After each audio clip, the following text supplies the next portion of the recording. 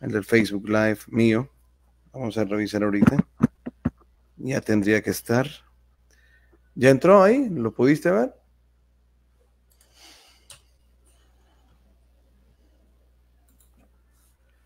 A ver. Sí. Ahora Sí, sí. ok. Perfecto. Voy a poner aquí nada más la transmisión pública para evitar privacidad. Ok, quería poner un video, pero entonces lo que voy a hacer es resumir yo lo que el video tenía, porque no sé, hoy nunca me permitió, esta computadora, este sistema jamás me permitió poder hacerlo, ni siquiera puedo poner el video porque creo que se va a poner peor la señal, no sé qué está pasando. Bien, vamos a arrancar con este tema el día de hoy. Se me fue la transmisión por la radio, voy a ver si la puedo quitar. En verdad. Ok, quitar. Vamos a ver, ¿la logra quitar? Sí, quitar. Para este quiere borrarla, quitar. Ok. Bien, guardar cambios. Ok, hoy sí nos quedamos nada más con el canal de Ocultas en YouTube y mi cuenta de Ras Bertrand. El tema de hoy lo voy a tener que resumir a lo que tenía planificado y es el Espíritu Santo y la Trinidad. Antes de, es que me hubiese gustado a ver si me deja colocar este video. Voy a hacer el último intento, ¿verdad? De colocar este video. ¿Dónde lo tengo acá? Es que está pero lentísimo esto, trabajando. No sé qué pasa. Vamos a ver. Descargas. Vamos a revisar si puedo colocarlo desde acá. Si me deja. Lo que pasa es que no sé si se va a escuchar. Ese es el punto. Escuchemos al psicólogo, filósofo, teólogo y profesor. Voy a tratar de colocarla. Eso que se acaba de escuchar ahora de fondo, ¿se escucha nítido? Ajá. ¿Se escucha nítido? Ok.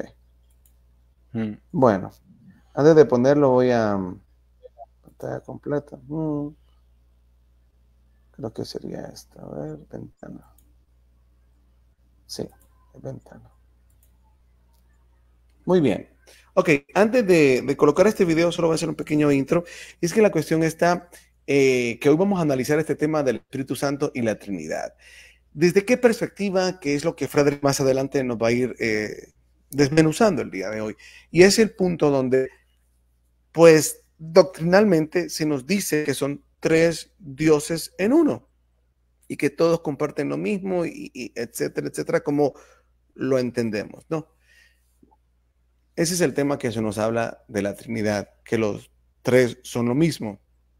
Y es un poco complejo, hasta realmente, hasta para explicarlo, por más que aquel que quiera decirlo con sus palabras, si es sincero, se dará cuenta que es una mezcolanza ahí que realmente es, o sea, yo no estoy tratando de burlarme, porque el tema de esto, vamos a buscar acá, solo para leerles cómo está el concepto de la Trinidad. Porque si me preguntan a mí, generalmente, ¿qué es lo que uno entiende? Por años, es que los tres son lo mismo, los tres son Dios, ¿sí? Y aquí dice, vamos a ver, es un dogma central sobre la naturaleza de Dios, dicen la mayoría de las iglesias cristianas. Esta creencia afirma que Dios es un ser único en tres personas distintas o hipostasis, o sea, que comparten la misma sustancia, ¿verdad? Ok, entonces tenemos la idea de es un ser único en tres personas distintas. Y este ha sido el tema de discusión y que es un misterio y que no se puede entender, que no sé qué, etcétera, etcétera, etcétera. En realidad, como alguien también que compartía ayer, que es otro tema también tanto que se discute, es que si Jesús es Dios y que entonces hay tantos versículos donde afirman que Jesús es Dios, pero después dicen que no hay ningún versículo que directamente Jesús diga que Él es Dios, pero que intrínsecamente en varios versículos dice que Él es Dios. Entonces el problema real es qué entendemos por Dios. Y es aquí donde empieza toda esta complejidad y donde nos han metido gol con esta cuestión de la Trinidad, que Jesús es Dios, que si el Espíritu Santo es Dios. Entonces, cuando entramos en esos puntos, si Jesús es Dios, pero ¿cuál Dios es? No, es el Dios Hijo o es el mismo Padre, porque entonces entra la confusión sobre este particular y sobre ese asunto particularmente, valga la redundancia. Yo lo que observo, Frederick, a manera de introducción, que el dilema acá está en que realmente no se entiende qué significa la palabra Dios y por eso es que se va del tumbo al tambo. Ayer le compartía esto a un pastor y le decía, ese es el problema, que no se entiende qué es Dios, no se entiende bien qué es eso del Espíritu Santo y es ahí donde vienen toda esta complejidad de situaciones que van a un sinsentido completo.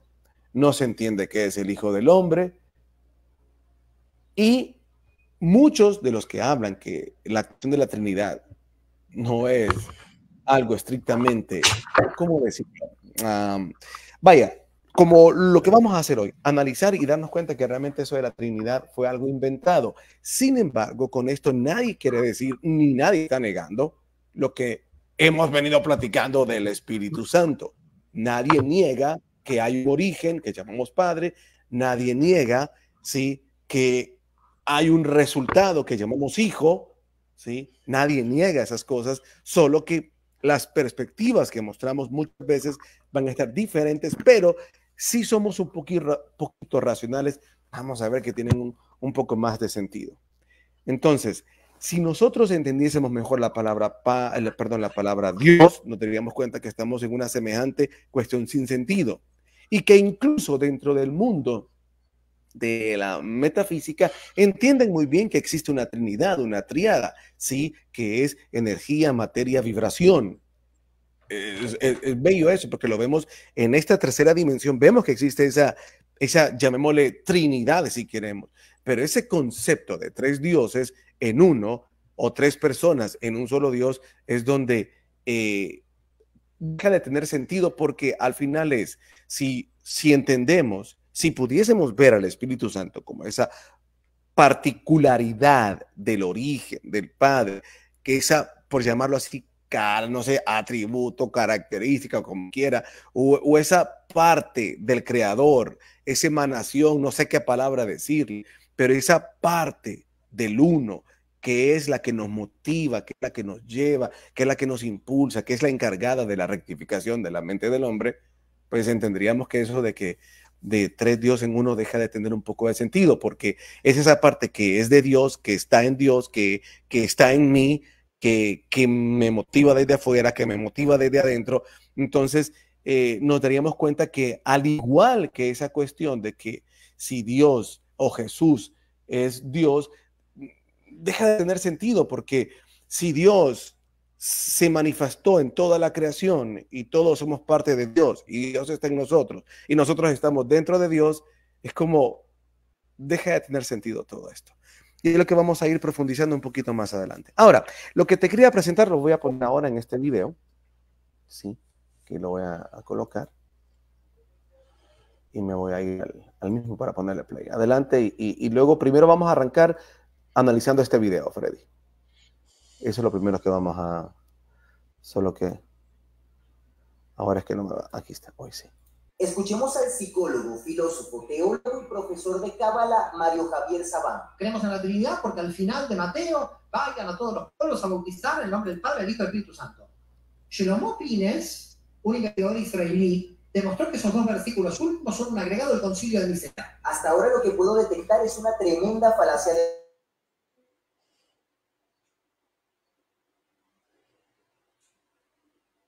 Se fue el audio.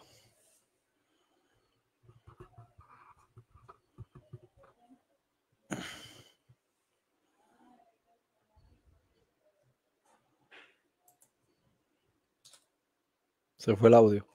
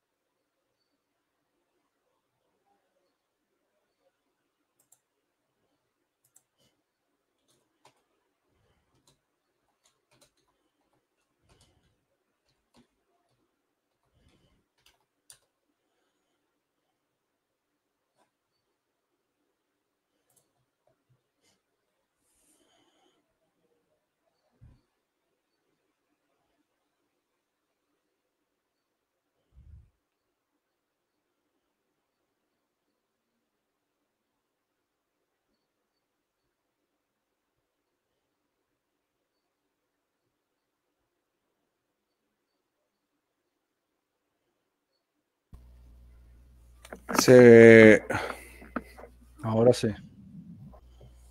Se fue el audio. Sí. Todo se fue. No, nada se fue. Después de la presentación del orador, se dejó de escuchar. Ok. Bueno, entonces vamos a tener que quitarlo y voy a tener que darte los puntos yo, porque si no, no vamos a salir con esto. ¿Verdad? Y va a ser un solo relajo. Qué lástima. No sé qué está pasando realmente hoy. No sé, voy a tener que revisar esta computadora porque me está dando problemas serios. Bien. Cada clic que doy es un absurdo. Muy bien.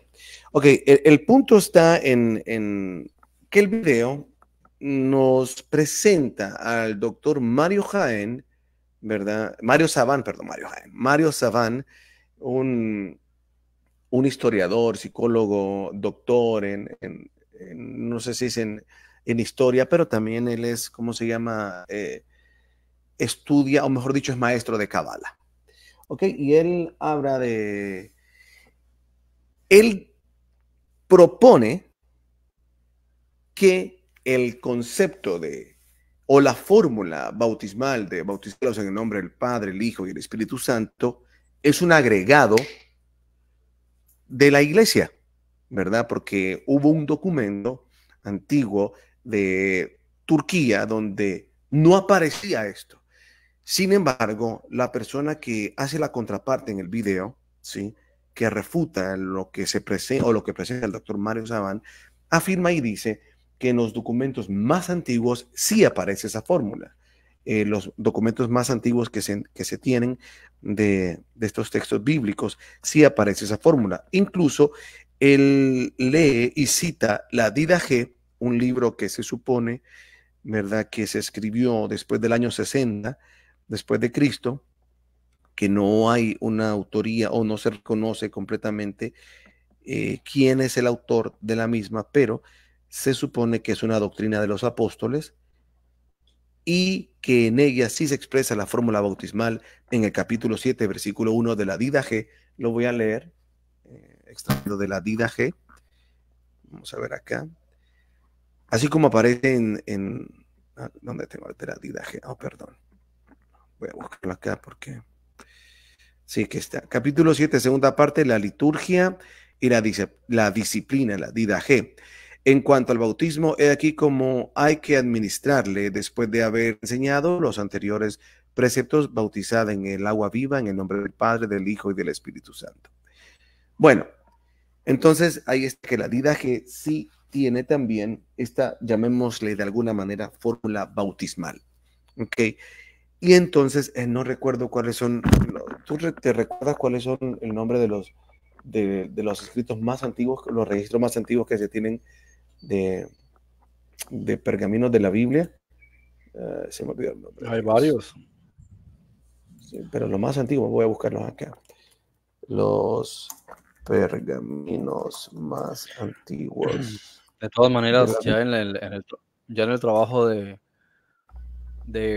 Baal Shem Tov, en el texto griego, en el texto hebreo, perdón, te deja claro que ahí no se menciona el Espíritu Santo. Sí, dice el códice sinaítico, el códice sinaítico es un manuscrito del siglo IV después de Cristo. Entonces, bueno, ahora, si quieres solo déjame, porque sí voy a necesitar que pues, te explayes en todos esos puntos. Solo termino los argumentos del video para dejarte. Entonces, bueno, que la Didache sí lo tiene, que Ignacio de Antioquía, que fue el discípulo de Juan y de Pedro, obviamente el más cercano que se tiene registro, se supone, ¿no?, de que estuvo con los apóstoles. Ignacio de Antioquía, sí, también dentro de sus escritos, los escritos de Ignacio de Antioquía, propone también esta fórmula bautismal.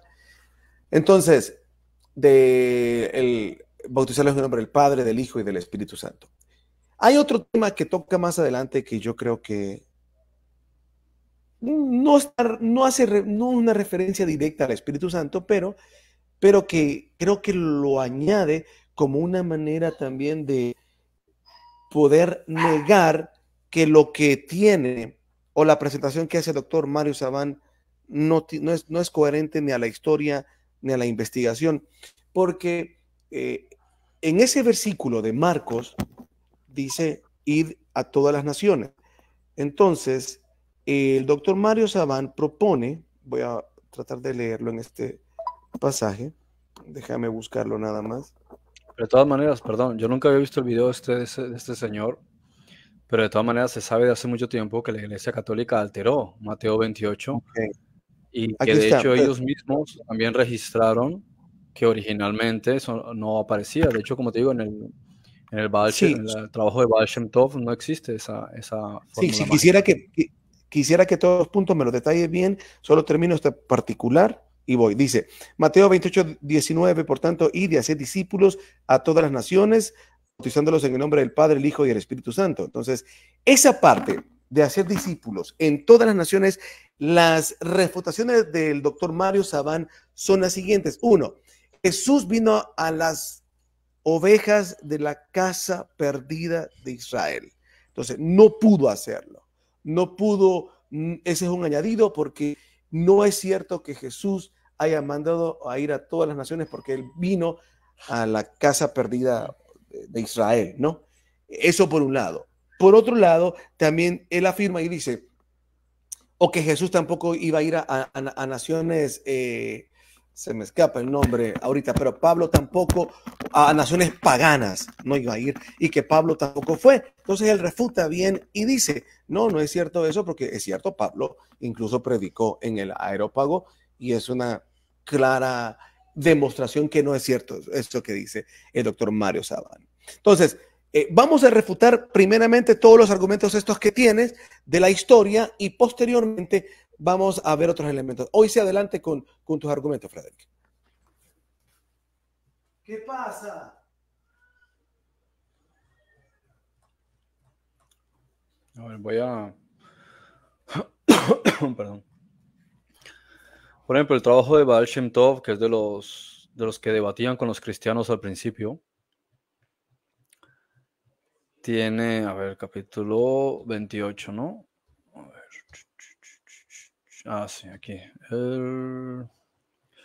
Vale, el texto hebreo dice, Yeshua se acercó a ellos y les dijo, a mí se me ha dado todo poder en el cielo y en la tierra, vayan ustedes y enseñen, o sea, las cosas que les he enseñado, a guardar todas las palabras que les he mandado, Leolam, o sea, para siempre, o sea, durante todos los eones.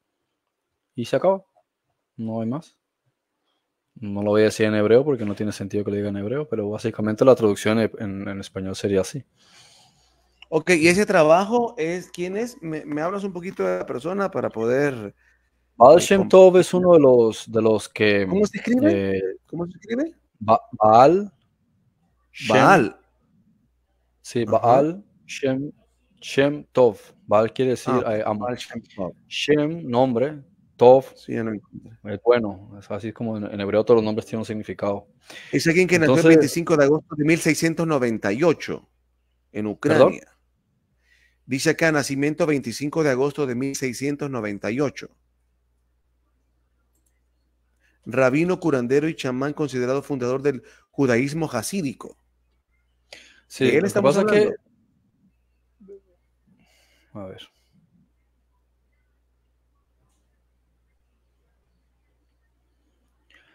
Sí, él lo que hace es que él recopila ciertos textos de debates que se tienen, que vienen de las fuentes originales, ¿sí? De cuando tenían las discusiones los primeros cristianos y los rabinos, ¿no? Entonces ellos tienen este debate sobre si es bíblico, si no es bíblico, qué fue lo que se dijo, qué fue lo que no se dijo. Entonces ellos toman la fuente original y dicen, vale, según lo que está escrito, esto es lo que ustedes afirman, ¿no? Entonces tenían discusiones con base en eso. Así tenían los debates al principio, durante las primeras décadas. Y se conserva esa serie de textos, y Baal Shem Tov es una de las personas que los conserva. Sabemos que los hebreos, los judíos, mantienen los textos exactamente tal como están. A veces incluso los márgenes, todas las cosas, una letra encima de la otra, todo como si fuese una tabla matemática o geométrica, ¿no? Entonces, simplemente lo que toman es el texto original y se mantiene en lengua hebrea, antes de que viniesen todas las demás versiones, y lo van guardando de generación en generación, entonces él lo recoge para los debates que hay, ¿no? Entonces, está basado precisamente en los debates que tienen al principio. Y él te está diciendo, bueno, esto es lo que dice Jesús, ustedes dicen tal cosa. Es decir, si vamos a hablar de un tema, tenemos que irnos a la fuente original y saber qué es lo que está escrito, ¿vale? Según lo que está escrito, vamos a debatir. Por tanto, tiene que ceñirse exactamente a lo que fue lo que ocurrió, ¿no? Entonces ahí te está diciendo, vayan ustedes y enséñenles a guardar todas las palabras que les he mandado. Sí, eso es de lo que estaban discutiendo ellos. No existía esa afirmación del Espíritu Santo, del Padre y todo ese conjuro. Y esto se confirma también en los documentos del Vaticano, que en cierto momento, hace no mucho tiempo, una persona de los que estaba trabajando dentro, no me acuerdo del nombre, ratifica y dice sí, que eso se hizo una alteración desde el principio, y se agregó eso. Y muchos de esos agregados los encuentras en otras partes. De hecho, te lo puedo buscar rápidamente. Vamos al texto griego. Por ejemplo, dice aquí que Shlomo Pines fue un investigador erudito israelí de filosofía judía e islámica, y él, en un manuscrito antiguo en Turquía, dice que haber encontrado esto, pero la persona que refuta el video dice que no se encuentra este manuscrito. Te voy a poner solo esa parte del audio acá para que, lastimosamente, vamos a ver acá. También va a depender del texto, porque, por ejemplo... Oye, del siglo II, principio del siglo III. Muy cierto. ¿Cuándo se habló de la Trinidad en Pablo? Segunda de Corintios 13:14. La gracia del Señor Jesucristo, el amor no, eso de es súper refutable. Y la comunión del Espíritu Santo sea con todos vosotros. Amén. Es un misterio que Jesús diga en el nombre del Padre y del Espíritu Santo y después nadie repita esto hasta Tertuliano. La Didache, escrita a finales del siglo I, principios del siglo II, es decir, después de Mateo y antes de Tertuliano. Capítulo 7, verso 1. Y referente al bautismo, bautiza de este modo, habiendo recitado estos preceptos.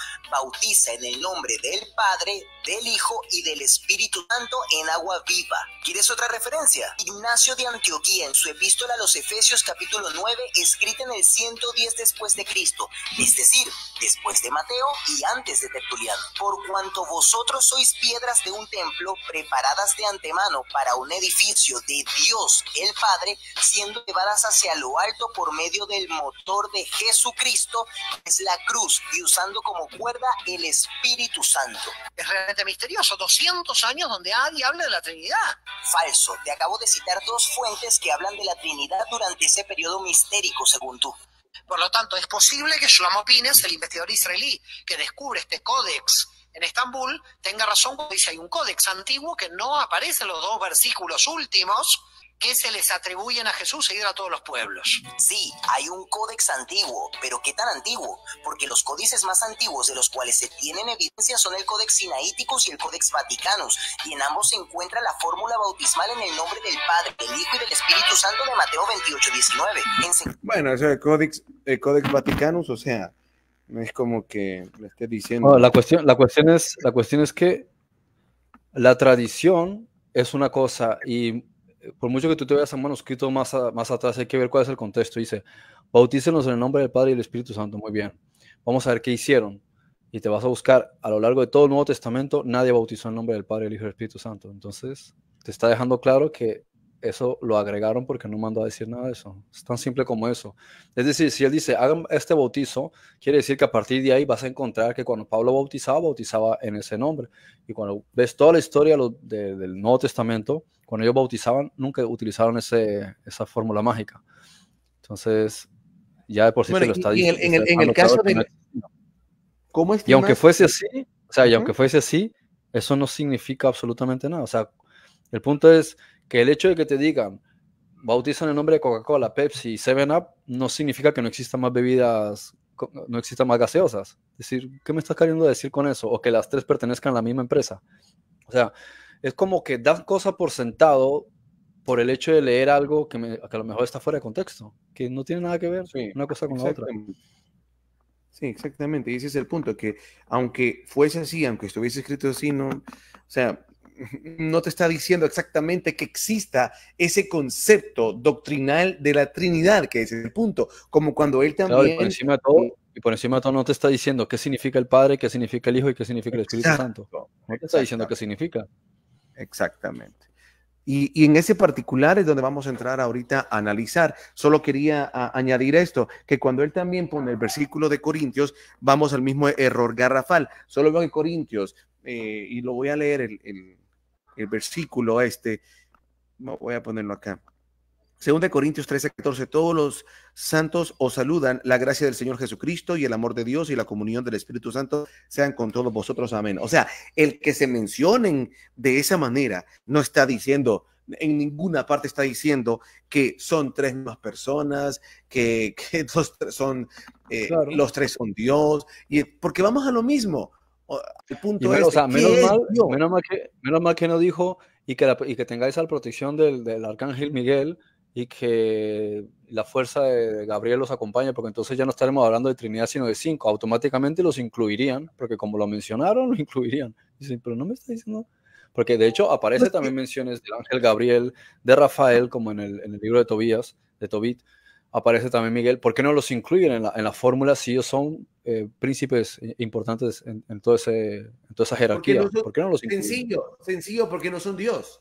Esa sería la respuesta a lo que estás planteando. Claro, exacto, muy bueno porque, y mira, esto lo estaba mencionando justamente con unos testigos de Jehová que vinieron el otro día y se quedaron como no sabían exactamente qué responder.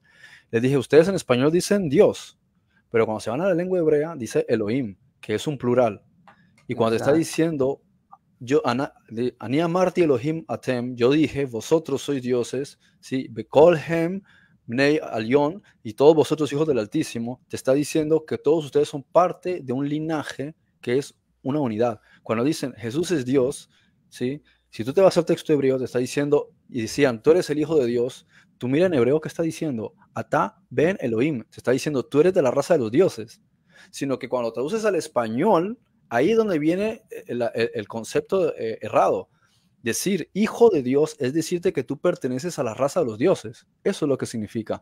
Entonces, básicamente lo que están diciendo, este individuo, las cosas que hace, está demostrando que pertenece a la raza de los dioses, no que él es hijo único de un único Dios, que es ahí donde viene la concepción errada porque lo está llevando al español. Sí, pero Elohim es un plural. De hecho, por eso dice, no tendrás Elohim ajerim, dioses ajenos. ¿Y por qué no dice Elohim ajerim? ¿Por qué no te uses como Dios ajeno? Porque Elohim es un plural. Bien, a los jueces les llamaban Elohim. No decían, es que hay un juez. No, Elohim tiene im al final, es un masculino plural. Si tú quisieses decir singular, dirías Eloah, no dirías Elohim. Es como en español Dios o dioses. Bien, entonces es un plural. Aunque se quieran inventar lo que quieran, que si no sé cuántos años de teología, no sé cuántos años de hermenéutica, digan lo que quieran. Pero cuando tú te vas a la etimología de una palabra y a la lengua, la tienes que respetar. Ahí te está diciendo Elohim, te está diciendo dioses. O sea, el propio Jehová se está identificando con una palabra colectiva y dice Elohim, Yahweh Elohim. ¿Por qué? Porque es una serie de individuos. Él no es un solo individuo, está representando un colectivo. Entonces, la raza de los dioses, y mira que también dice Génesis, y bajaron los Bnei Elohim y tuvieron hijos con las humanas. ¿Quiénes son los Bnei? Hijos, Elohim, dioses. Los hijos de los dioses descendieron y tuvieron hijos con las humanas. Más de 200 individuos bajaron y tuvieron su propia descendencia. Entonces, es una cuestión también que hay que entender un poco, que para poder entrar en cuestiones teológicas, sin cuestiones teológicas, tú tienes que comprender la lengua en la que se estaba hablando originalmente y el significado de lo que eso quiere decir en esa cultura. Y muchas veces ni siquiera la gente de esa cultura conoce, porque yo he hablado con israelíes de muchos temas sobre la lengua hebrea y sobre la historia de Israel, en temas bíblicos, y ni ellos mismos habían caído en cuenta de lo que estaban diciendo porque se acostumbra y se vuelve un modismo y a veces hasta les entra en shock decir, no, pero no puede ser. Sí, pero léelo tú mismo. Dice, no, me dejaste un poquito desubicado. Y estás acostumbrado y has crecido con eso en tu propia cultura, en tu idioma, pero no te paras a analizar, como cuando hablamos de etimología en nuestro propio idioma y nos damos cuenta que hay palabras que hasta llegan a significar lo opuesto cuando tú miras la raíz del término. ¿sí? Lo opuesto a cómo tú lo estás utilizando en el argot popular, sí, en la comunicación diaria, ¿no? Así que eso es una cuestión también importante. Decir, Jesús es el Hijo de Dios. ¿De cuál Dios? Si Dios no es un nombre propio. O sea, la gente se ha acostumbrado a coger la palabra Dios sin saber que en realidad es un nombre de Zeus y que se refiere a una raza de seres inmortales. Eso es lo que significa Dios. No es un nombre propio. Que tú quieras coger y la mayúscula y ponérsela en una D mayúscula, no cambia el hecho de que en hebreo no existe la mayúscula. ¿Sí? Entonces no significa nada. ¿Sí? Si tú te vas al texto hebreo, te va a decir Elohim ya no te va a poner Elohim con una Aleph mayúscula, porque eso no existe en hebreo, no hay una mayúscula. Simplemente está la Aleph. Entonces está Elohim y eso es lo que significa. Entonces, la cuestión ahora sería, ¿qué significa Dios? Eso es lo primero. ¿Qué significa Espíritu Santo? ¿Y qué significa cuando dicen ahí Jesús? ¿Y qué significa cuando dicen Cristo? O sea, otra de las cuestiones también importantes es, si no entiendes lo que significan esas palabras, no puedes dar por sentado, ¿sí? ¿A qué se están refiriendo ellos cuando utilizan esas menciones? Y muchas de esas menciones que aparecen en el Nuevo Testamento son agregados, porque lo he revisado yo mismo en el Textus Receptus, lo he revisado en la versión bizantina, lo he revisado bueno, muchísimas versiones, y cuanto más antiguas son, no aparecen casi nunca el concepto, cuando se agrega Espíritu Santo, Jesús, Dios y demás, casi nunca existen. Ahora ha habido muchos agregados que vienen a aparecer posteriormente. Entonces, es evidente que había un interés en crear esta concepción. ¿Por qué? Porque necesitaban deificar a Jesús para introducirlo como una cuestión relacionada al culto. O sea, no es sigan las enseñanzas de Jesús, que es lo que él pone, no. Idolatren a Jesús como nuevo Dios. Son dos cosas completamente distintas. Ellos necesitaban mantener un culto, no llevar a la gente a un cambio de conciencia. Y ahí es donde está la raíz de la que parte todo esto. Sí, lo interesante a analizar aquí es, siguiendo con lo que nos estás compartiendo, aquí está, solo déjame conectar aquí la máquina, por favor, que se me va a descargar. De ese aspecto tan esencial que acabas de plantear, es seguir analizando lo siguiente. Ok, es entonces restarle divinidad a Jesús, o mejor dicho, dame un segundo porque no va a terminar esto, dame un segundito.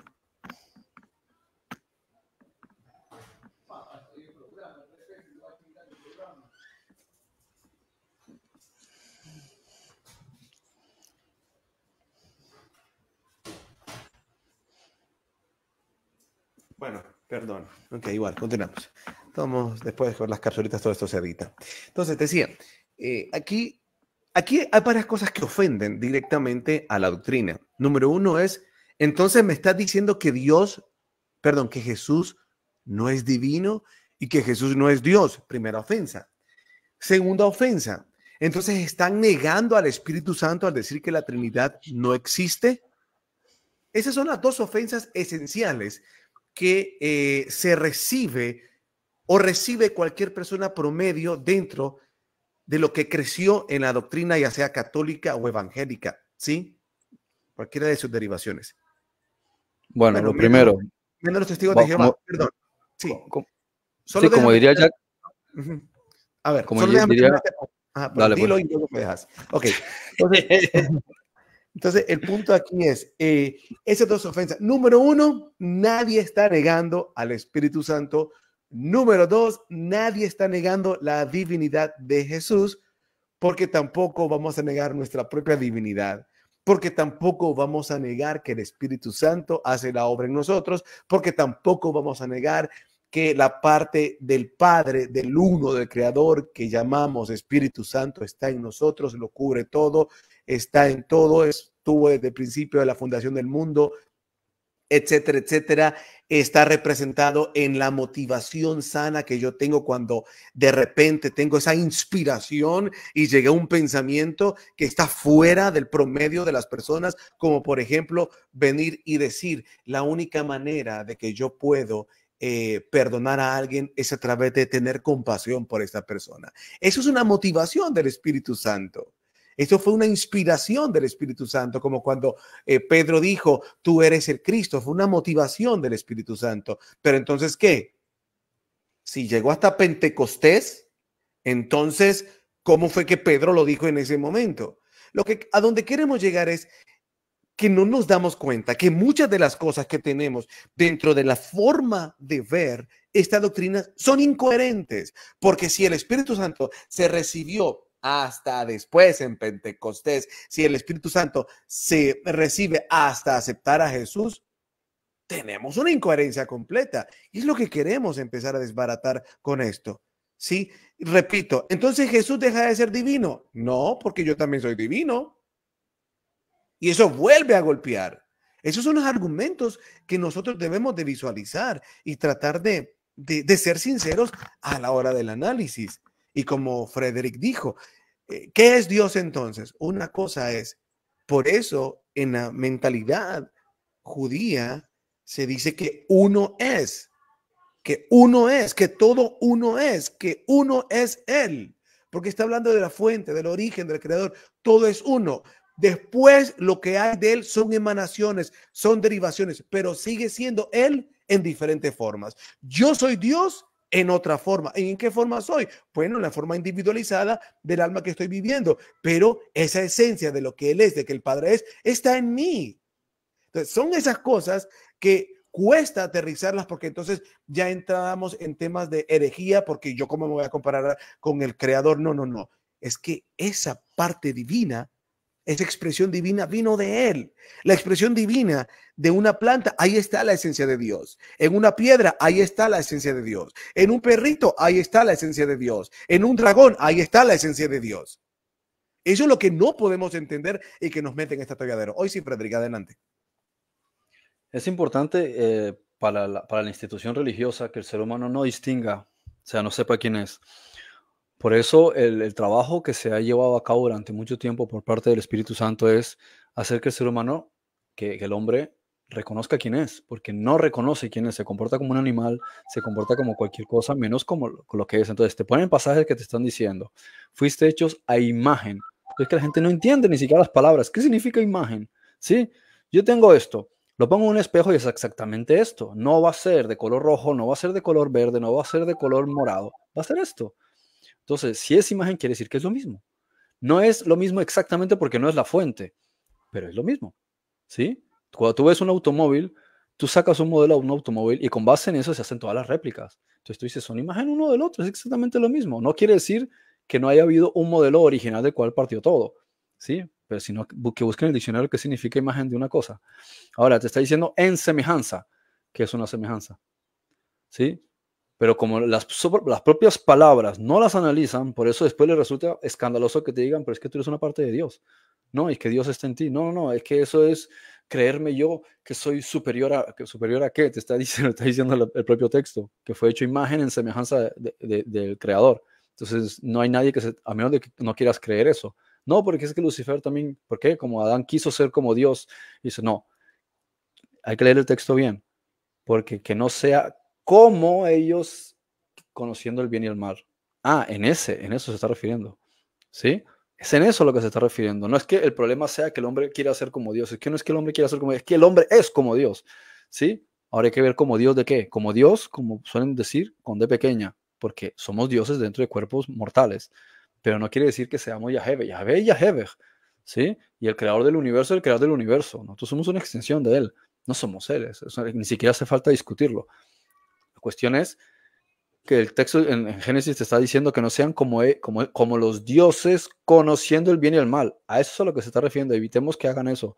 Pero evitar que sean dioses. Si son, si no son, no son. Ni siquiera hace falta que yo. Es decir, yo me creo que soy Dios. Ok, pues hazme un milagrito. ¿Sí? A ver si eres inmortal. Déjame, te corto la mano a ver si no sangras. O sea, ni siquiera hace falta discutirlo. Si eres un Dios, eres un Dios. Si no lo eres, no lo eres. Por los propios hechos se demuestra. Si lo estás diciendo, está fuera de discusión. Entonces, para empezar eso, ¿no? La cuestión de esta. Ahora, hablan, por ejemplo, de Trinidad, o sea, son 3 partes de Dios. Vamos a buscar en la Biblia. Buscas por todos lados y no encuentras nada de eso. ¿Sí? En ninguna parte se está diciendo que Dios se manifiesta a través de 3 cosas. Y dicen, no, es que son es un ser, pero tres personas, ¿vale? ¿Qué significa la palabra persona? ¿Qué significa la palabra persona? Vamos al griego. Significa una máscara. Entonces, supuestamente Dios tiene tres máscaras. Uno es como Padre, otro es como Hijo y otro es como Espíritu Santo. Bueno, busquemos a lo largo de la Biblia. En el Antiguo Testamento no vas a encontrar absolutamente nada. En el Nuevo Testamento no vas a encontrar absolutamente nada. Entonces, ¿de dónde sale, sí, que el Creador tiene tres máscaras? Porque eso es lo que significa persona, ¿sí? Tiene tres características o tres aspectos. Uno es como un padre. Ok, muy bien. Miremos al Padre en Jehová. ¿Cuál es la característica de ese padre? No, es un tipo militar. Es un militar. Cuando tú ves todo lo que él está haciendo, dices, es un militar. No, no viene con una figura de un padre. Jesús presenta, ¿sí?, a un padre. Entonces luego Jesús dice, yo soy el hijo. Pero después le dice a los discípulos, hijitos míos. Entonces, o sea que entonces Dios es el abuelo. Luego te está diciendo que el Espíritu Santo es otra persona. Perdón. Pero Sigue, persona, sigue. pero ¿cómo entonces el Espíritu Santo viene a ser también otra cara del Padre Creador? O sea, otra máscara. Porque eso es lo que significa persona, ¿no? O sea, tiene tres identidades. Lo buscas a lo largo de toda la Biblia, lo buscas en los textos parabíblicos, no encuentras nada de eso. Lo que sí vas a encontrar es que tenemos un Padre, un Creador, ¿sí? Y que tenemos un modelo a seguir que nos ha enseñado muchísimas cosas, que es la encarnación que llamamos Jesús. Y luego hay un estado de conciencia que le podemos llamar Cristo, le podemos llamar Espíritu, le podemos llamar Espíritu Santo, le podemos llamar conciencia divina, como quiera cada quien llamarle en su propio idioma o en el lenguaje que tenga. Entonces podemos decir, si lo quieres ver desde ese punto de vista, fantástico. Entonces tenemos ángeles que están dentro de ese espíritu, nosotros que estamos dentro de ese espíritu, y aquí encontramos todo. Y eso es en realidad lo que estamos hablando. La Biblia nos dice que el creador se manifiesta a través de las cosas creadas, ¿no? Entonces, si tú quieres ver al creador, observas todo a tu alrededor. ¿Quieres ver a tu prójimo? Ahí tienes la imagen y semejanza del prójimo. Entonces, que te digan, no, es que estás quitándole divinidad a Jesús. Y yo pregunto, ¿y a Jesús para qué le importa la divinidad? ¿Acaso él tiene ego? Es como cuando dice Jesús, Dios necesita tu adoración. ¿Realmente crees que Dios tiene tanto orgullo y tanta arrogancia y tanta presunción que necesita que te tires al suelo porque tiene un ego tan grande que necesita que lo hagas? O sea, ahí donde empieza la concepción tan errada que tienes de Dios y que tienes de Jesús, que te crees que ellos, habiendo dejado el ego, realmente necesitan que te tires al suelo, que les llores, que les supliques y que les implores porque necesitan tener un montón de gente arrastrada siguiéndoles. Esa es la concepción que tenemos. ¿Y por qué? Porque eso es lo que se ha inculcado a la sociedad para poder mantener una jerarquía de niveles donde tú imaginas que hay otro ser que está encima. Entonces ahí es donde se establece el papa, ahí se establece el cardenal, ahí se establece el sacerdote, ahí se establece el obispo. Se ponen como intermedios para que tú te sometas debajo de ellos porque ellos son los representantes de un creador. Entonces todo siempre se basa en una jerarquía para que tú nunca conectes con el Padre. ¿Por qué se rompió el velo del templo cuando ocurre el terremoto en el momento en que crucifican a Jesús? Porque te está diciendo que todos estos conceptos que existían de que tenía que haber intermediarios se acabó. Tú tienes al Padre dentro de ti, no necesitas a nadie. Lo que sí nos está dando Jesús son unas pautas desde el punto de vista de maestro-estudiante. Por eso le llaman al maestro y por eso los que lo siguen se llaman discípulos o aprendices. Entonces, él te está enseñando unas pautas, te está diciendo, sígueme, pon en práctica lo que te digo. ¿Y qué es lo que me estás diciendo? Que se amen los unos a los otros, que tenéis un padre. Eso es lo que yo vine aquí fue a enseñarles una maestría, no a que se pongan a tirarse al suelo, porque si tú buscas en todo el texto, en ningún momento les dice, idolátrenme, adórenme, tírense al suelo, hágame altares, hágame iglesias. En ningún momento les dijo eso. Él lo que les dijo fue, tienen una relación con vuestro Padre, vosotros y el Padre esto, yo soy el que les enseño y les llevo en el camino, y tendréis al Espíritu Santo para que les ayude. Entonces, en todo momento se está hablando de, tú tienes una identidad, no la reconoces, entonces viene un maestro y te dice, amigo, tienes una identidad superior, déjame, sígueme y escucha, yo te lo voy a explicar. Y después yo me voy a ir, pero te voy a mandar una conciencia para que te siga trabajando en ti y complemente el trabajo que yo estoy haciendo. Entonces se complementan, pero ni uno es el Padre, ni el otro tampoco es el Padre. Simplemente los dos están haciendo una función. Jesús está haciendo la función del Espíritu Santo mientras está contigo.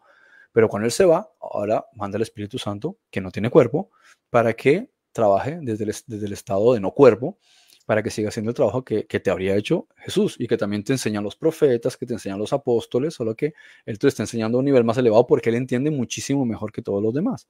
Entonces, que tú lo quieras idolatrar, entonces ya es tu problema, que tienes esos resquicios de idolatría, que siempre estás con el mismo concepto que ha tenido la sociedad de buscar dioses, buscar religiones, buscar una figura, un ídolo, en vez de decir, tú me sirves como referente, enséñame cosas y como lo que me enseña, digo, lo voy a aplicar en mi vida, a ver resultados. Cuando ves que los resultados funcionan, dice, excelente. Eso es lo que hace un maestro. No está buscando que tú le estés adorando, ni idolatrando, ni que le hagas pedestales, ni que te pongas a llorar, ni que le digas, es que tú eres un ser divino. Él diría, a mí qué me importa, o sea, yo qué gano contigo tirado en el suelo llorando.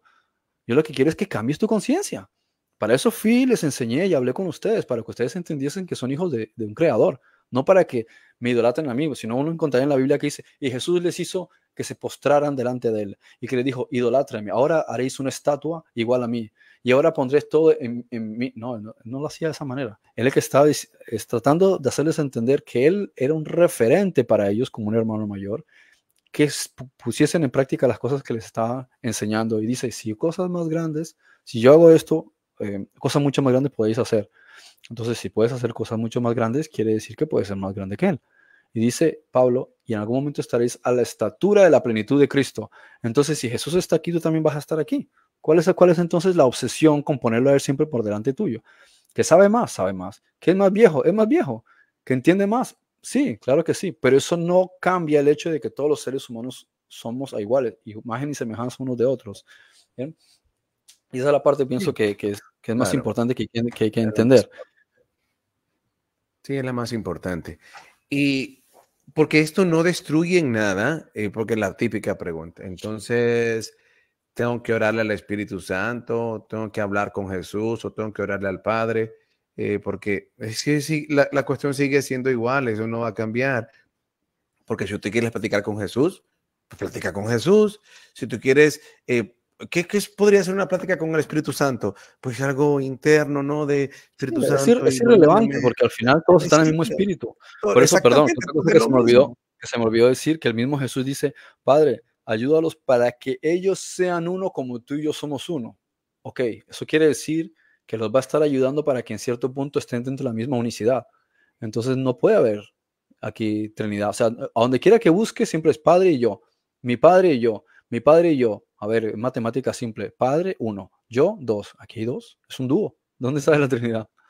Si vas a incluir claro, no, pero entonces eso suena... a los discípulos, incluirnos a nosotros. O sea, si nosotros hacemos lo que Jesús dijo en esa oración y estamos en la misma unicidad, quiere decir que nosotros ya nos integramos. Por tanto, vamos a ser también uno con ellos. Entonces, no hay Trinidad. Lo que pasa es que eso, y yo entiendo lo que dices, pero a cualquier persona que está adoctrinada con el tema de la Trinidad, lo primero que dice, pues entonces están excluyendo al Espíritu Santo, están excluyendo los dones, están excluyendo las manifestaciones. No hay manera de excluir al Espíritu Santo, pero el Espíritu Santo es simplemente una forma de referirse a la conciencia de Cristo. O sea, cuando tú dices Cristo o cuando tú dices Espíritu Santo es lo mismo, es el estado de conciencia de unicidad. Que tú le quieres llamar Espíritu Santo porque es la palabra que en español se tradujo del griego neuma, neumatos, bueno, se me fue ¿cómo se decía en griego? Pero ruach, Ruach HaKodesh en hebreo, ¿sí? Espíritu Santo. Entonces, que tú lo hagas de ese, que lo cojas de esa palabra y lo traduzcas aquí, porque así lo llamaban en aquel entonces, vale, pero trata de llamarle conciencia colectiva o despertar de conciencia. En hebreo hace 2000 años. No, es que no existían las palabras, dirían, ¿qué? ¿Conciencia de qué? ¿Qué es eso? Si les decía a Jesús, ámense los unos a los otros, dice, amar, ¿y eso cómo se hace? ¿Qué es amar? ¿Cómo se ama?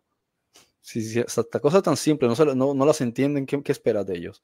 Entonces ahora la obsesión es no solo en comprensión de conceptos, sino en comprensión del propio idioma. Han idealizado el concepto de Espíritu Santo y ni siquiera saben de qué están hablando. Si no entienden que Espíritu Santo, Cristo son la misma cosa y que Cristo y Jesús no es lo mismo, que Cristo para los judíos era un título, pero para los que alcanzamos conciencia, Cristo no es otra cosa que el despertar de conciencia. Tú buscas qué significa Cristo, lo hemos mencionado muchas veces. ¿Qué es? Unción. Cristo significa unción. ¿Y qué es unción? Coges el aceite de oliva. ¿Qué es el árbol de la oliva? O sea, analiza y te vas remontándote. ¿Por qué los untaban con aceite? ¿Por qué al sumo sacerdote? Entonces tú vas analizando todo este concepto, a dónde te va llegando y te estás dando cuenta que es impregnarte de un estado de conciencia más elevado, porque el aceite de oliva es una representación del oro como si fuese líquido. ¿Y el oro qué es? Una representación sólida del sol. ¿Y el sol qué es? Despertar de conciencia, iluminación. ¿Qué significa Dios?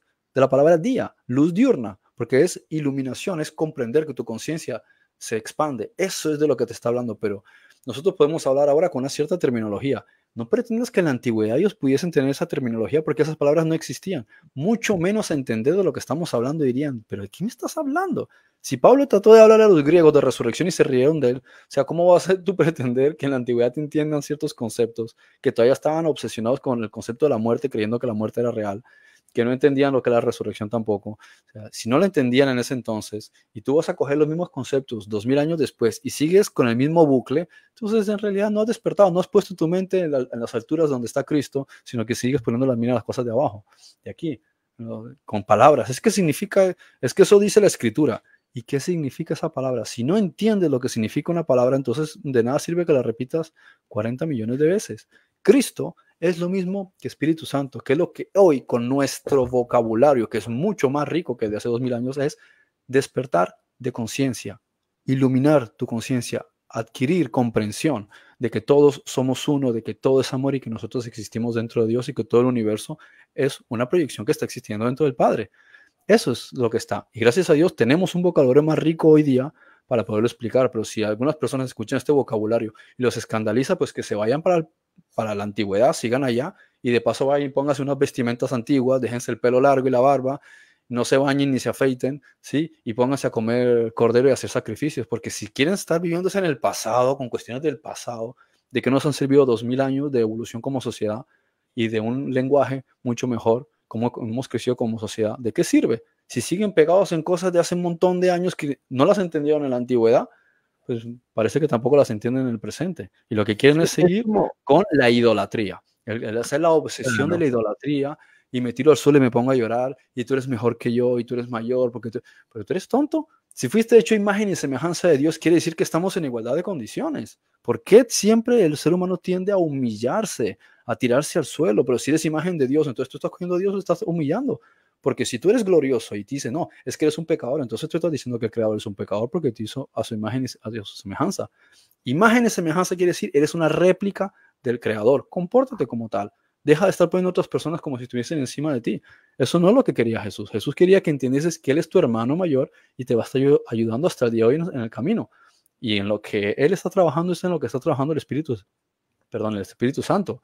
Y todos estamos avanzando de regreso a la fuente que es de la que somos, el Padre. Por eso dice, y el Padre está en nosotros. Pues si está en mí, entonces ¿cuál es el gran misterio? Y todas las cosas que vemos a nuestro alrededor están ahí. Cuando yo veo a mis semejantes, estoy viendo al Creador porque estoy viendo una copia del Creador. Entonces, en realidad es más bien, ¿dónde no está Dios? ¿Dónde no está? Pues no hay nada de lo que no pueda estar, está en todos lados. Entonces, ¿cuál es la tontería? ¿Sí? Con decir, es que a esto le estás quitando divinidad. Todo está divinizado porque todo es parte del Creador. Más bien uno es el que blasfema al decir, ahí está el diablo, o eso es malo. Dice, no, ¿cómo vas a demonizar algo que Dios ha bendecido porque fue el Creador el que lo hizo?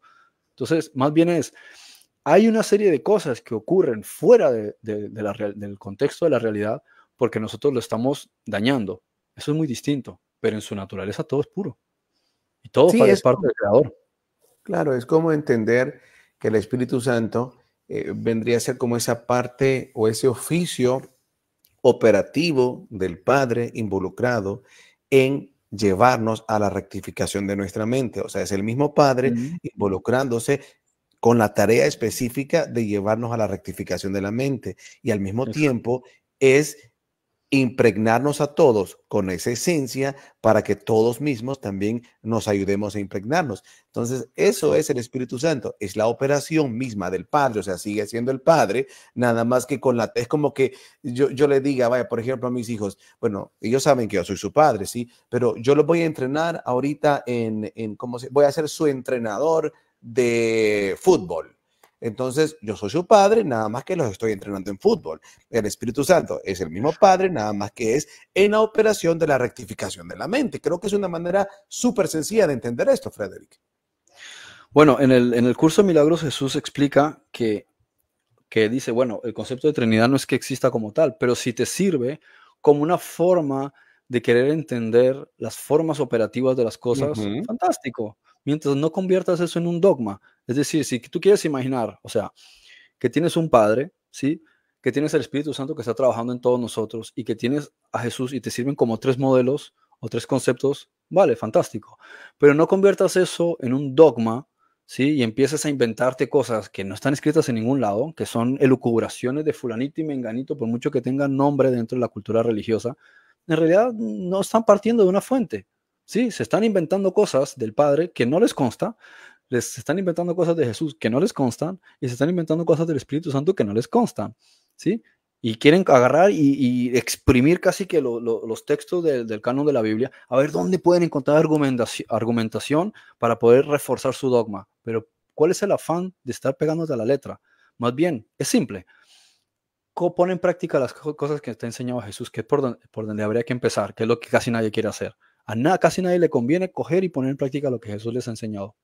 ¿Por qué? Porque les resulta mucho más cómodo, porque es una cuestión del ego, hacerse expertos y teólogos y no sé cuántos años de hermenéutico, no sé cuánta cabalista de 4 o 5 niveles, ¿sí?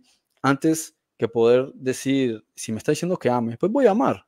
O vamos a buscar la ciencia del amor. Jesús mismo dice, esto está más allá de lo que se puede enseñar, porque necesitas realmente estar en nuestro estado de conciencia para poder entender lo que es el amor. Pero cuando lo consigas, estarás por encima de todo, ¿sí? Porque por encima del amor no hay ley. Todas las cosas parten del amor y ese es el gran misterio, comprender lo que es el amor y ponerlo en práctica. ¿De qué te sirve tantas cosas de hacerte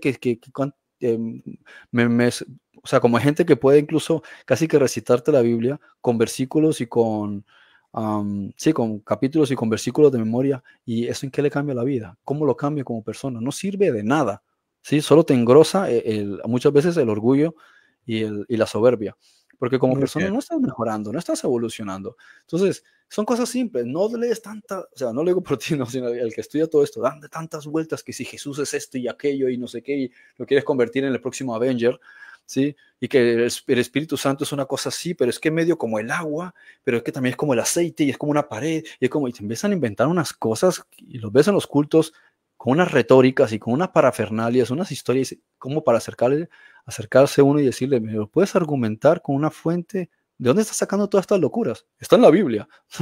No, en la Biblia no está. Te lo estás inventando. Más bien es, ¿cómo aplico todo eso en la vida práctica? ¿Sí? ¿Cómo llevo todo esto? Si Jesús no me dijo que hiciera tal cosa, ¿por qué me estás diciendo tú que lo haga?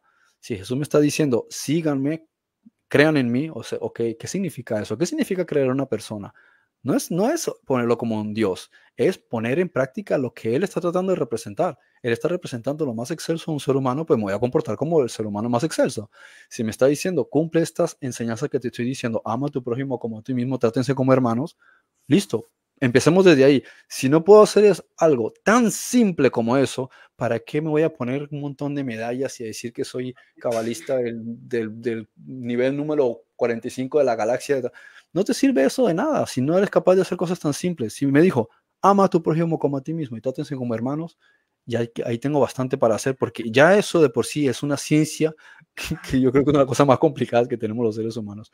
Poder entrar en el estado de conciencia de lo que significa entender que todos somos hermanos, entender que todo es amor y entender que todos somos uno. Si logras eso, ya estás por encima de todo.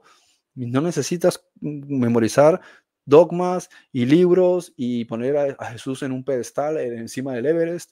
Eso no te lleva a ningún lado. Ni Jesús se va a sentir orgulloso, si lo quieres ver de esa manera, de que tú lo tengas a él. No, yo soy el que más adora a Jesús. No, yo soy el que más. No, y él dirá, ¿y yo qué gano con eso?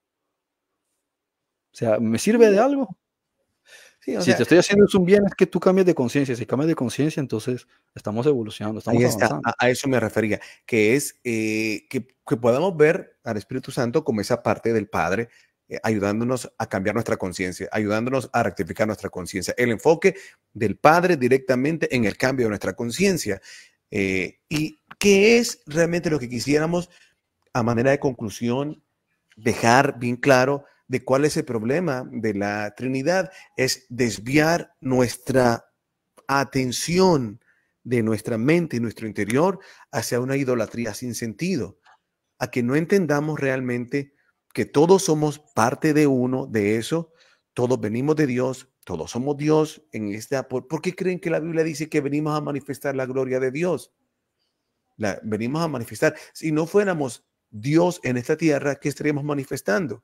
Si no es su gloria, porque somos esa gloria de Él aquí en la tierra. Entonces eso es lo que te está diciendo la Biblia, que dejemos de estar dividiendo cosas y entender que todos somos uno, que dejemos de estar con una mente de idolatría, sino que una mente de trabajo interior, porque la tarea de nosotros aquí es ese trabajo interior. ¿Y cómo se va a manifestar? ¿Cómo vamos a manifestar la gloria de Dios? Rectificando nuestro caminar en esta tierra, recordando lo que somos, quién realmente somos y dejando de idolatrar, dejando de ver las cosas que están fuera de nosotros y entendiendo que todo es parte de nosotros. Entonces, ese es el punto aquí con el tema de la Trinidad. Aquí no es atacar ni negar que existe el Espíritu Santo. No, entender, es el mismo Padre, nada más que operando con nosotros desde la perspectiva de la rectificación de nuestra mente. Y si te sirve seguir viéndolo de esa manera, la Trinidad, pues perfecto, porque al final es una realidad como... Para mí es tan real el hecho de que vivimos o que tenemos una imagen de la Trinidad en este mundo cuando vemos principios como materia, vibración y energía. O sea, es una realidad, pues, como algunos metafísicos quieren hablar de la Trinidad, ¿no? Con este principio de materia, energía, vibración. ¿Qué piensas de esto? Viéndola como algunos ven la Trinidad desde esta perspectiva. ¿Como materia o energía? Yo diría que es más como un estado, es el estado de conciencia. Perdón, no, que llaman que el principio de la Trinidad es la materia, vibración o materia, energía, vibración.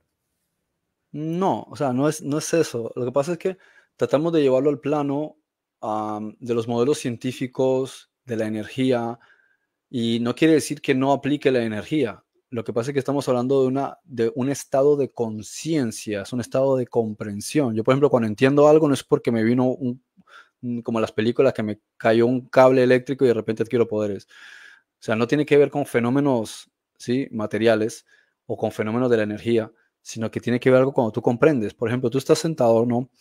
Y tú tienes dudas sobre alguna cosa y a lo mejor cierras los ojos un momento y de repente te viene algo y dices, vale, ahora lo voy entendiendo. ¿Qué acaba de ocurrir? ¿Algún fenómeno natural? Si tú pusieses una cámara afuera, o sea, delante tuyo, a filmar el audio y el video, no verían que ocurrió nada del otro mundo. Lo que ocurrió en tu ser interior, pero ni siquiera dentro del organismo, porque buscas en las células a ver qué pasó, si hubo, no sé, de repente una célula explotó, una célula hizo pluf. No, ¿qué fue lo que pasó? No ocurre en los niveles fenoménicos, ocurre en un estado de conciencia que está a otros niveles, ¿sí? Claro, así solo como otras escuchar. dimensiones, ocurre en otro estado de realidad.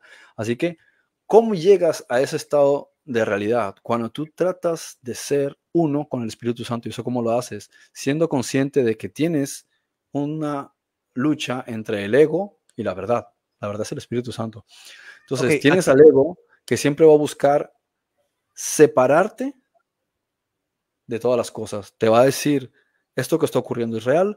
Te va a decir, tengo un enemigo que me está atacando. Hay un problema con esto. Las demás personas están alejadas de mí. Tengo que hacer lo que yo considero. O sea, es un proceso. Esto no es tan simple. ¿Por qué el curso de milagros es un libro tan grande? Sí, tiene un manual de ejercicios. ¿Por qué? Porque es que es una disciplina de vida.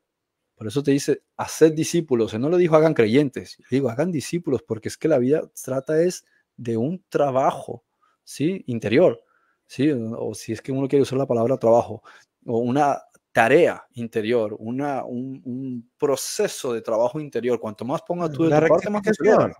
Es la rectificación. ¿Cómo? Rectificación de la mente. Es lo que dijiste, exacto, como dice Jesús, es la rectificación de la mente. O sea, la mente está errada desde el principio, por eso viene la metáfora del jardín del Edén. Entra el ego, o sea, la serpiente, y divide a Adán y Eva, o sea, nuestros hemisferios de la comprensión, ¿sí? Entonces, lo que hay que hacer a partir de ahí es volver a unir al hombre. Por eso el arquetipo de la sexualidad. Entonces, volvamos a encontrarnos a nosotros mismos. Y esto no es algo que podamos hablar ahora, ni aunque hiciésemos 50 programas podríamos realmente desarrollar todo esto, porque tiene que ver con el trabajo que cada ser humano hace interiormente.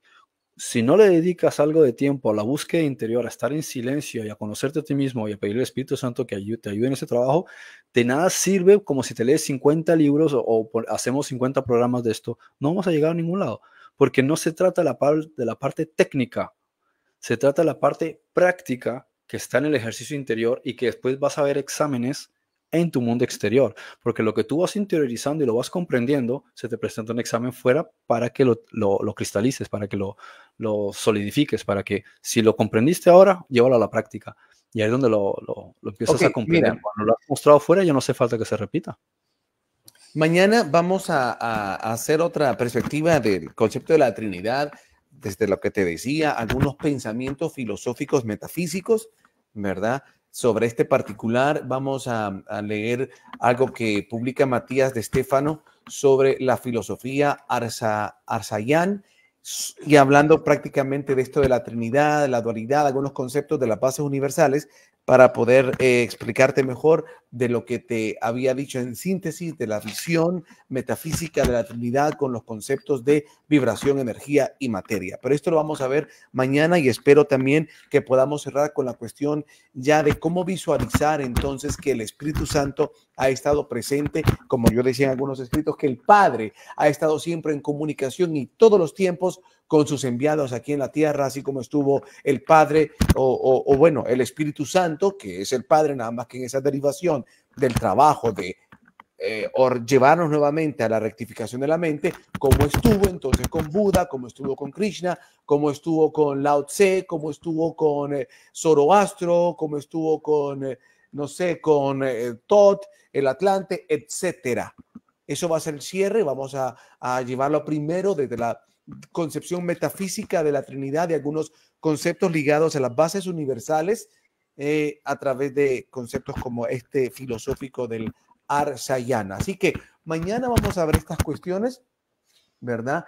Y cerramos el día de hoy. Frederick, agradecerte por tu compañía y por la ilustración sobre esto y bueno, ayudarnos a llegar a la conclusión que simple y sencillamente el Espíritu Santo sigue siendo el Padre, nada más que en esa manifestación de ayudarnos o esa tarea o acción de ayudarnos en la rectificación específicamente de nuestra mente y en la explotación de nuestra divinidad, es reconectarnos con lo que realmente somos, con lo divino. ¿Algo más para hacer? Perdón. Sí, que más bien, o sea, más que relacionarlo con el Padre, porque ahí sí creo que se podría producir una pequeña confusión. El Padre podríamos verlo que está en un estado de no dualismo y lo que entra en el dualismo es el Espíritu Santo para poder rectificar la mente. Entonces, viene del Padre, es parte del Padre, ¿sí? Como somos nosotros, como son las estrellas, como es el árbol, como es todo lo que nos rodea, todo es del Padre, porque si no, ¿de dónde más va a salir? Si todo vino de él. Y tiene una extensión y tiene el espíritu de él, porque sin el espíritu de él no tendría, ni siquiera podríamos movernos, tiene que haber una energía. ¿Sí? Entonces todo el espíritu. Lo que pasa, Freddy, es que fíjate que qué interesante la aclaración que haces, pero también en algunas filosofías, cuando se excluye de alguna manera al Padre, entonces entra la mente en conflicto nuevamente porque se ve que el Padre entonces la dejó. Sin embargo, a mí me gustó utilizar este concepto de decir, es el mismo Padre, nada más que con una asignación diferente. Por eso ponía el ejemplo del Padre dándole clases al hijo de Taekwondo o el Padre dándole clases al hijo, ¿qué te digo yo? De defensa personal o de lo que sea, pero fútbol. Sigue en siendo el Padre, nada más que está orientado. Claro, lo que pasa es que en ese caso tendríamos que meter al Padre. En ese caso tenemos que meter al Padre dentro del sueño. Entonces ya no podría ser el Padre. No, y tienes razón. Cuando Jesús dice el Padre, o sea, ¿por qué él está utilizando esta apreciación en vez de estar hablando de Dios? O sea, el concepto de Dios, como se dice Elohim o Jehová. ¿Por qué no utiliza esa apreciación? ¿Por qué dice el Padre? Porque él está tratando de que nosotros desvinculemos al Creador de la parte de la dualidad. El Espíritu Santo sí está en la dualidad, pero no es dual. Es decir, el creador del juego está fuera del juego, pero hay una parte que está dentro del juego que es consciente de que todo es un juego, no cae en el juego, pero está dentro del juego. Entonces el Espíritu Santo está dentro del juego, pero es plenamente consciente de que es un juego. A él no lo vas a poder engañar. Él, sin embargo, sí va a estar moviéndolos a todos para que despierten y comprendan que es un juego. No obstante, el juego fue creado por el creador, el creador está fuera del juego observando, pero si el creador entrase en el juego, entonces entraría en la dualidad y se convertiría en un ser dual. Y Y es lo la más idea, chistoso, es la idea que muchos tienen de Jehová. Jehová era un ser dual, pero el Padre Creador no es un ser dual. Entonces, por eso él no puede entrar en esos cánones al juego. Puede todo estar dentro de él, latente, pero él, como no puede convertirse en algo dual porque él es perfecto, entonces ese es el trabajo que hace el Espíritu Santo como conciencia del Padre trabajando en nosotros.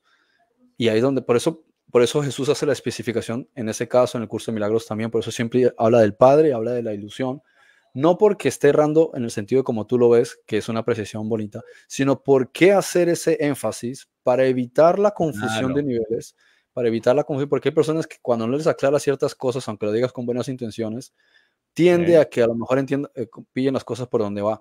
Entonces, hay muchos padres y muchas paternidades en muchas dimensiones, pero la forma de por qué Jesús lo dice de esa manera, es como para uno preguntarle, Jesús, pero si ya entendemos eso, ¿por qué lo dices tú con ese énfasis? ¿A dónde quieres llegar? Es porque él quiere evitar la confusión.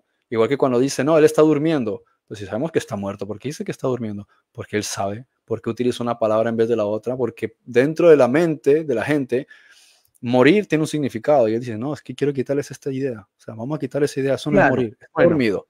Pero no digamos morir porque morir tiene otra connotación. Entonces, solamente hago esa aclaración, como si lo hubiese hecho Jesús en el curso también, de por qué él también hace esa diferenciación del concepto de mundo, universo dual. El Padre no es dual. Claro, y para cierre nada más. No, tienes razón, pero como dije anteriormente, también la intención mía es por el hecho de que en esa sola perspectiva entra la mente también al cabo de decir, entonces el Padre no está en esto. Entonces, todo es la parte que yo pongo, el complemento que tú pones es como para sellar. Claro, está operando a través del Espíritu Santo. Vale. Claro, exactamente. Entonces, para dar a entender que Él está presente, ¿no? Bueno, nos vamos entonces. Gracias por acompañarnos. Esto fue Ve Ocultas. Será hasta mañana. Bendiciones. Freddy, te dejo.